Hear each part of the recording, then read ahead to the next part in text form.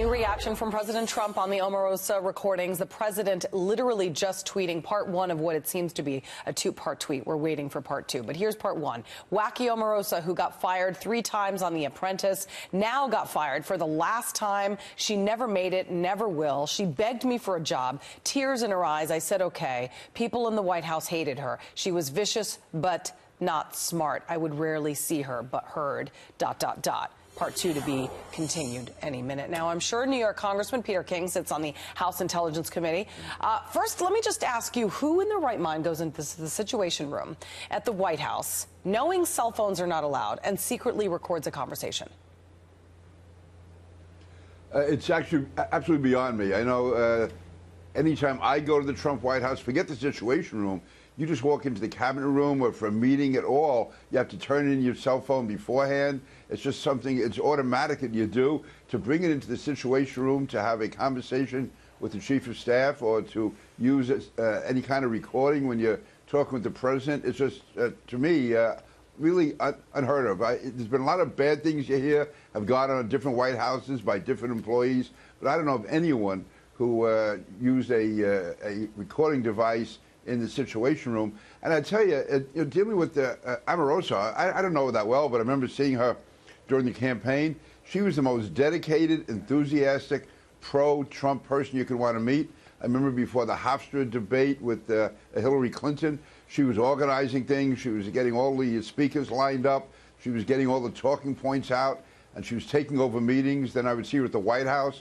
She'd be walking in the Oval Office and very friendly with everyone and totally dedicated to the president. I mean, she was consumed by her support for Donald Trump. So this is all really out of nowhere. He has been just her #1 staunch supporter. I mean, he literally took her under his wing. As Rudy Giuliani said, he made her.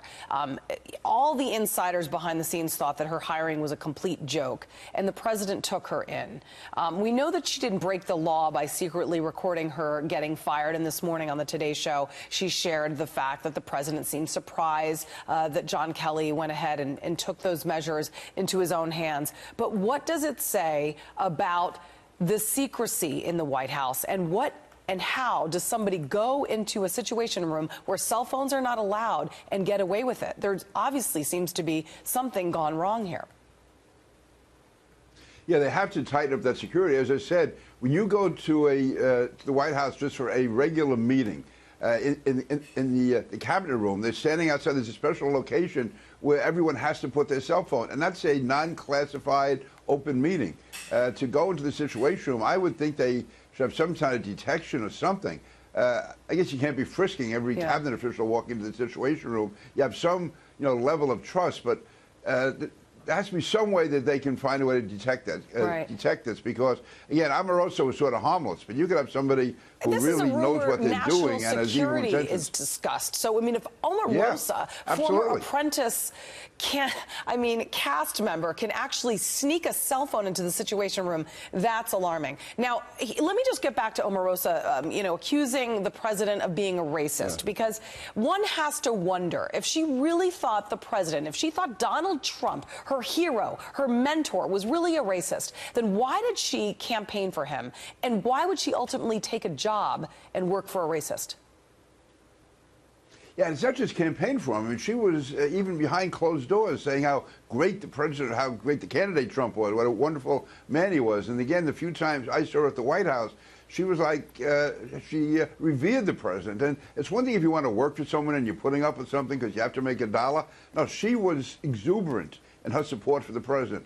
So either she's a total hypocrite or she was delusional. I don't know what it was, but I mean, you couldn't have asked anyone to be more of a cheerleader, both publicly and privately, for President Trump than Omarosa. All right, I want to move on to something that actually matters. Will he, won't he? Want to get to the question of whether President Trump will be sitting down with Robert Mueller. The president's lawyers have sent Mueller a proposal indicating that the president would actually take questions about collusion with Russia in the 2016 elections. Here is the sticking point, not about obstruction of justice after he took office. Giuliani basically says it would be malpractice, essentially, if he didn't put that out there, because obstruction questions could become a trap for perjury accusations. Should the president sit down with Mueller at all? What's your belief? You know, PR-wise, it might help, but as a practical, not as a practical, as a legal matter, I don't know what the purpose is, unless there's a question that only the president can answer. But I would think that Bob Mueller must have all the information he could possibly need.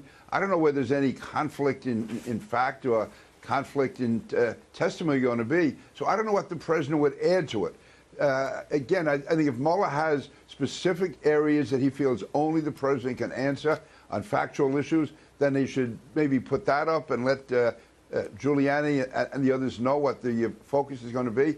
As far as obstruction, if the president is carrying out his lawful duties to be going into intent of the president, and by the way, from what I know of the whole thing with General Kelly and Jim Comey, there was no obstruction. But even assuming, for the sake of argument, I think it's unconstitutional to be going into a president's motives if he's carrying out a lawful act. Yeah, and you know, there are famous cases like Martha Stewart, Barry Bonds, that shows that obstruction can easily be used against somebody like the president, even though he may or may not be not telling the truth. The next thing comes timing, because Rudy Giuliani is now saying that he won't do an interview after September 1st in order not to interfere or distract from the midterms. If no interview, let's say, happens before that date, September 1st, does Mueller subpoena the president? And what would be the legal fallout if that were to happen? Let's remember, the president, a sitting president, cannot be indicted. So what would Mueller's move be next? If he goes to subpoena, that would just drag this on for months and months and months. Again, you can have a debate among constitutional lawyers. I haven't practiced law in a while, but this, to me, is an issue that would end up going all the way to the Supreme Court. I believe the law would be on the president's side, but one way or the other, it would put this off, I think, well into next year. All right, Congressman Pete King, thank you very much.